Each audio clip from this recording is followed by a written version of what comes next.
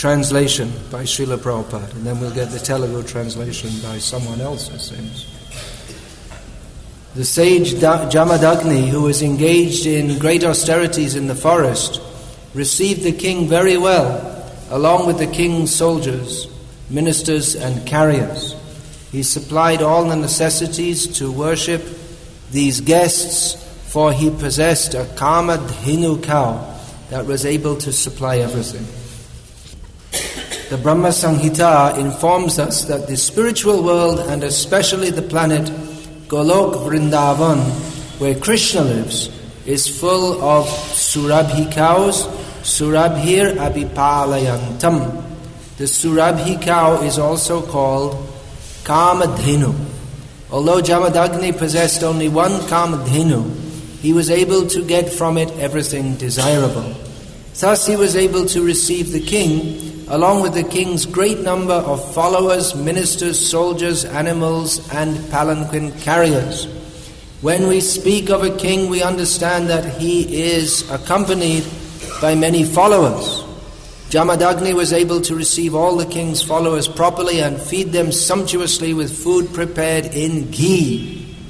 The king was astonished at how opulent Jamadagni was because of possessing only one cow, and therefore he became envious of the great sage. This was the beginning of his offense.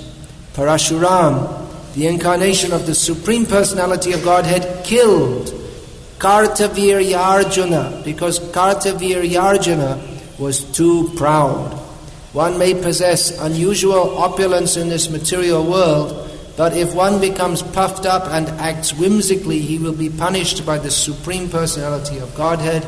This is the lesson to learn from this history, in which Parashuram became angry at Kartvaviryarjuna and killed him and rid the entire world of Kshatriyas 21 times. Both Kartvaviryarjuna and Jamadagni were very powerful. Kartvaviryarjuna thought himself most powerful, but he wasn't. It looked like he should have been more powerful.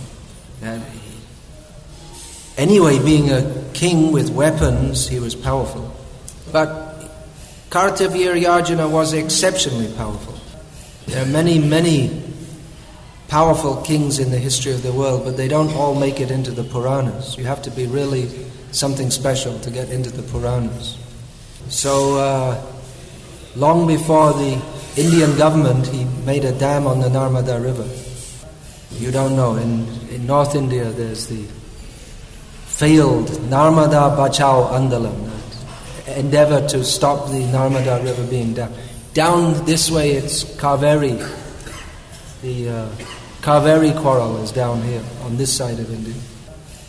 So he was very powerful, and he came upon this skinny, dirty, hairy sage in the middle of the forest, who was living there with a cow. And he couldn't have imagined that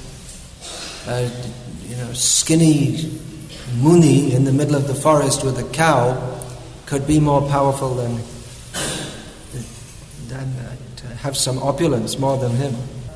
That he was able to, Jamadagni was able to produce all kinds of arrangements for the visiting party of the king, Kartvaviryarjuna. Raja ayam iti nyayaha. There's one example that the king is come. King has come. So if you say the king has come, it means that so many ministers and a whole big ministers and attendants and elephants and horses and palanquin carriers, there's a whole big arrangement. But Jamadagni, by his tapodhana, his tapo shakti, his power that he had gained from austerities, he had the Kamadhenu, and he was able to supply everything instantly for Kartvaviryarjuna and his party. Kartvaviryarjuna was very powerful No doubt because he had performed some pious activities previously. It appears that most or many of the munis, they're performing austerities for the sake of getting material opulence later on. That's why Indra becomes afraid of them. If all the munis were simply interested in self-realization, Indra wouldn't be afraid of them. But he is afraid of them because most of them want to use their accumulated punya that they have attained from performing austerities to enjoy in heaven. So Kartvaviryarjuna must have done some very pious activities to have attained the physical power that he had. And he became victim of the common cycle of fall down. When someone performs some pious activities, they get some, as a result of that, they become exalted in human society. Then they become proud. Okay, let's go step by step. First of all, they perform some pious activities. Then they attain an exalted position in human society as a result of those pious activities. Then they become proud. They offend others. They think that this opulence that I have is inherent in me. I can never be separated from this. They perform sinful activities and they fall down. And it goes on like that. Even one can become proud by being a powerful king. One can be proud by being a powerful rishi also. Or one can be proud by being a successful devotee. Then the success is lost. Success for a devotee means trinadapi sunichta, to consider oneself lower than grass. But then if one thinks, oh yeah, I'm very humble, then you become non-humble and you fall down. So it's a common cycle. You go up and come down. Then when you're down in the drain, you think, what am I doing here? Okay, it's time to become pious again. Oh God, I forgot you. And you become pious, and then you gradually get out of the drain, and we go up, and then we become proud, and then we go down again. So how can we break out of this cycle? Well, we actually have to become devotees. Actual trinadapi sunichta, actually feeling ourselves lower than grass. Krishna consciousness is easy, isn't it? Prabhupada always said it's very easy. Chant Hare Krishna, sing, dance, take prasadam, nothing difficult at all about it. But actually it's much more difficult than being a yogi living in the forest eating grass. Because to think oneself lower than the grass is the most difficult thing, actually. It appears to go against our whole nature. Because in material consciousness, that's what it is. It's material, it's perverted. Perverted consciousness. Viparita buddhi, this back to front way of thinking. Now the natural propensity of the soul to love Krishna becomes perverted. And instead of the tendency to love Krishna, the tendency to think oneself great, Ishvaraham aham bhogi, I am the controller, I am the enjoyer, this overtakes our whole way of thinking. Maya grasta, that's called. It's called Maya grasta, swallowed by Maya. Krishna bhuli se jivanadi bahimok atev maya taride. No, what's that verse? Ami nitya Krishna das ei kotha bhule Maya nafor hoya chirodin bhule. That forgetting that I am the servant of Krishna, the eternal servant of Krishna, I become the servant of Maya and wander around like that forever. Maya grasta jive hoy she bhavudoy. What's the first line of that? Pishachi paile jaina matti channa hoy. Maya grasta jive hoy she bhavudoy. Then become swallowed up by Maya. Maya grasta jive hoy e bhavudoy. And it becomes just like our whole consciousness becomes overcome by the thought that I am separate from Krishna, or just forgetting Krishna. Krishna bhuli, just like a haunted person. Haunted person means crazy person, and acts in a completely perverted way. So everyone is like that. Kartvaviryarjuna was exhibiting this, what he was exhibiting, his pride, that he became so proud that he became offensive to Jamadagni. You could say he had reason to be proud. He made Ravana cry. Ravana means who makes everyone cry. But he made Ravana. So you could say he had good reason to be proud. But actually there is no good reason to be, because whatever power he had, it may seem tremendous, amazing power, but it's only a tiny speck of the power of Krishna. It's given by Krishna. So however powerful one may become, one should always remember that this is all gift of Krishna. So in the Shastra, in the Puranas, we have many narrations of persons who misused their independence and suffered because of that. The same syndrome that Kartvaviryarjuna was exhibiting, that's the same as everyone in the material world. It's just that the example of Kartvaviryarjuna is it's more striking than that of an ant or a flea that's also suffering from the same syndrome. So this extreme example shows the position of everyone in this material world. So he was very puffed up, but he met his match in due course of time. That he thought he was most powerful and could get away with doing anything. But he had not reckoned with the power of there's Parashuram, whose axe would move so swiftly that it couldn't be seen. It was just within a second he had so many heads would be off, and legs, arms, everything. Just like like a super factory machine or something. He was just thousands of Kshatriyas killed instantly. So Kartvaviryarjuna, he could not have imagined that there could be such a powerful person. First thing, you couldn't imagine there'd be anyone as powerful as Ravana. But Kartvaviryarjuna was more powerful than him. So he thought, Kartvaviryarjuna, I'm on top. But he couldn't imagine the power of Parashuram. Parashuram was ultimately defeated by some young boy, another Ram, Raghupati, Raghava, Raja Ram. And when in his childhood he defeated her.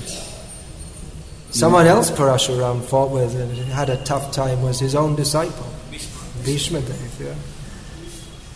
So these narrations are there in Shastra. There are so many lessons to learn.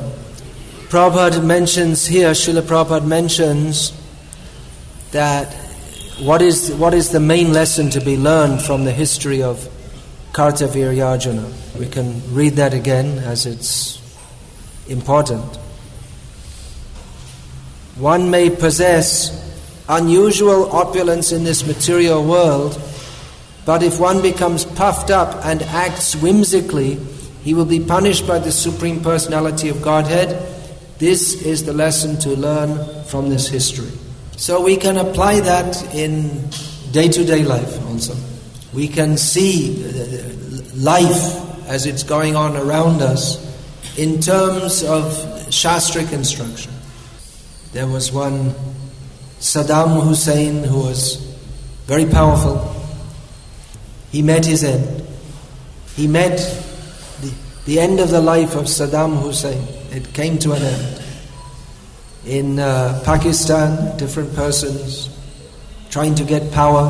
One of them recently left the scene or was booted out. I'm also not reading the newspaper. Someone told me. They don't know. Her fate came a little later. So like this, big people, we can see they're proud, I'm so great, I'm so wonderful, and time comes, finished, all finished. Everyone is under the control of the time factor, which is the representative of the Supreme Personality of Godhead. But it's better in general to discuss these topics in terms of the Puranic descriptions or the Shastric descriptions. We can apply these examples to life as we see it around us. But we don't want to get too much involved in talking about politicians or local politics, village politics, Gramya Katha. Instead of discussing about world politics, we can like to discuss about politics, we can discuss Mahabharata. That's also politics. Because if we discuss worldly politics, then we'll say, then we'll be discussing, this politician said this, that politician said that. But if we discuss Shastric topics, then we'll be saying, Duryodhana said this, Dhritarashtra said that, and then Krishna replied like this. It's purifying. If we discuss about worldly politics, it's contaminating. Chaitanya Mahaprabhu, he refused to see Prataparudra Maharaj because he was a politician. That what could be worse for someone who is niskinchan, who is supposed to have given up the world, what could be worse than seeing a materialistic person or someone who is attached to women? So Prataparudra Maharaj appeared like that. The king, he was living in opulence, had several wives, as kings used to have. So even to think about or talk about these people, it's contaminating. We can touch on it, but giving the light of Shastra, we can say that everyone meets their fate. Swakarma phala bhuk puman, as Chaitanya Mahaprabhu said when he got news of this Haridas, Chota Haridas, having given up his life. He said, everyone gets the results of their activities. That was his response. So when we hear about the various ups and downs of various materialistic people, we can remember this. But no need to get very much involved in all the different, trying to understand or political analysis, all this kind of thing. Because however powerful these people may be, they're ultimately insignificant. So many great kings have come and gone. What to speak of kings, so many Brahmas have come and gone. Kota Chataranana, Mari Mari Jata, Prabhupada would quote that. How many foreheads have come and gone? Forehead means here, F-O-U-R, foreheads. Kota Chaturanana. How many Chaturananas, how many four-headed people have come and gone? So we can hear about Sudama, poor man, who was rich. Here is described Tapodana. Jamadagni was rich with austerity. But actually we're not that much interested in Jamadagni either. Sudama. There's more than one Sudama. The most famous in this world is that in Tamil they say Kuchala. You say also, yeah. Who was very poor, but he was rich with Premdham, love of Krishna. So we would rather hear about such persons than hear about the great persons of this material world. The really great persons are Rup Sanatan Bhatta Raghunath, Sri Jeev Gopal Bhatta Das Raghunath, and so many.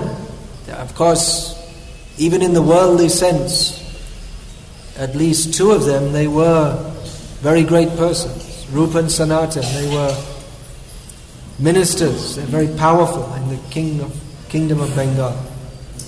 But no one would know their name now had they not been devotees of Chaitanya Mahaprabhu.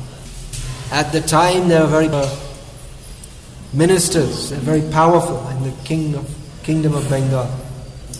But no one would know their name now had they not been devotees of Chaitanya Mahaprabhu. At the time they were very powerful, very great. Big event if they come to visit some place. Who's the chief minister of AP? Does he ever come here? He's a Christian, right? Does he come here? He came here? Nearby. He wouldn't enter this contaminated place from his, I won't say rascal, but from his point of view. All right, you better be careful what you say, otherwise we'll all end up in prison. So, but if he comes to a place, it's a big event, right? Now, Basu Ghosh Prabhu he was telling me that the world famous, just trying to think of his name, Modi, what's the first name? Narendra Modi. He came just opposite our temple in Baroda. He didn't come in the temple, but he went just opposite the temple. So he's a world famous figure, or infamous, some could say. Infamous. So I asked Basu Ghosh, why didn't you invite him to the temple? I said, I couldn't get near him. So many, a huge crowd to see him. Even they let him in, Basu Ghosh, they let in the black cat surrounding him. They let him in, inside the black cat cordon, but still he couldn't get close to him, because there's so many people with him. So many, a huge crowd to see him. Even they let him in, they let in the black cat surrounding him. They let him in, inside the black cat cordon, but still he couldn't get close to him, because there's so many people with him. So like that, Rupa and Sanatan, they were like that. They were big men in the government of Nawab Hussain Shah. But if they weren't devotees of Chaitanya Mahaprabhu, nowadays you wouldn't find, no one would have heard of their name even. So like that, 500 years from now, most likely, the name of Narendra Modi or whoever they may be, it'll all be, there won't even be any trace, no record, nothing. So Ramananda Rai, he told Chaitanya Mahaprabhu, who is actually famous is a devotee of Krishna. That's a fact. Because what the devotees do, that's actually worth remembering. There's so many politicians and kings fighting for power. It's just the same useless drama over and over again. But what the devotees do is so significant that it's not forgotten by other devotees. Some years ago, shortly after I published this book, Vangshidas Babaji, I gave a copy of it to one businessman. So he looked at the cover, and you can understand that Vangshidas Babaji, what he looks like and what the businessman is aspiring to be is just about opposite. Doesn't look very successful from the material point of view. So he said, well, who is he? He asked me.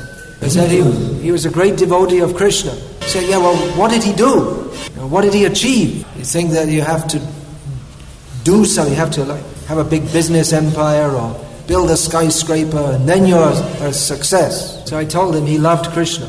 I told the businessman he loved Krishna. He didn't register with him. What's the point? What's the point of that? There was that at the end of the Second World War, there was a conference between Stalin, who was that, Eisenhower, Churchill, maybe de Gaulle, and all the big leaders who had conquered the Germans and smashed them. So one of them suggested that, well, why don't we call the Pope also? And Stalin said, how many divisions does he have? Divisions means military unit. You could only imagine that someone's important if they have soldiers in their command. So different people judge in different ways. Physical or military might a military person, he thinks this is very important. Among businessmen, when they get together, they discuss about business. Who's got more money? And fashionable women, they discuss about who's the most beautiful, I suppose, I don't know. So devotees, they discuss the Harikatha, discuss about Krishna. So we have this class, so we can discuss about Krishna.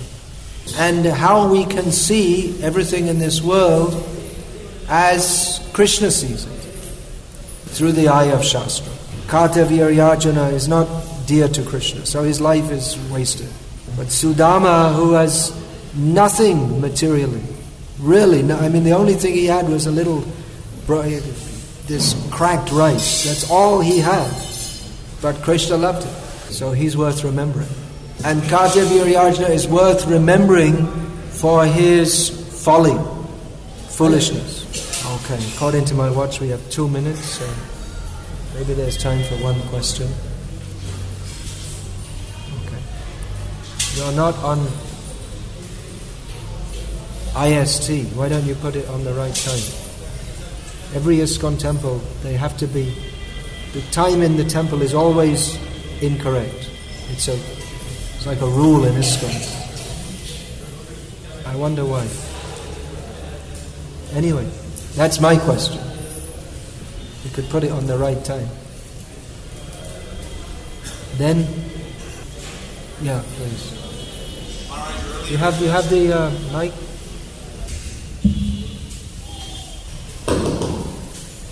Maharaj, earlier in the lecture you were talking about how a devotee can think that he's trying to be humble, and then he begins to think, oh, I'm very humble, and then that's the cause of fall. So true humility, doesn't it require some realization how great Krishna is, and then we can see our perspective, how insignificant we are? Yeah, exactly. Often devotees ask, well, how can I be humble? So I always reply to this, well, what are you proud about? I always reply to this, what are you proud about? We have no reason, there's no good reason to be proud of anything. It's only foolishness. If we consider how insignificant we are, then we won't be proud. But we are pishachi paile jena motti chonna hoy. Maya grasta jiva hoy shei bhavudo. We're crazy. That's our problem. And therefore we think that we're very important, but we're not. Just like in the crazy house. They have, someone will be saying, I'm Mahatma Gandhi. 5 or 6 Mahatma Gandhis in the lunatic asylum. I'll finish with a humorous story that I heard from Atma Tapraprabhu long ago. So it's a bit prajalpik, but anyway, I heard it from Atma Tapa. So that's my praman, sadhu praman. It's a joke that Pandit Nehru once visited a lunatic asylum, and just to see how all the lunatics were. So he met one person and he introduced himself. He said, well, I am Jawaharlal Nehru, I'm the Prime Minister of India. The patient said, don't say that. I said that and I landed inside here. So that's us. We're thinking I'm Krishna and we're here. That's our misfortune. Hare Krishna.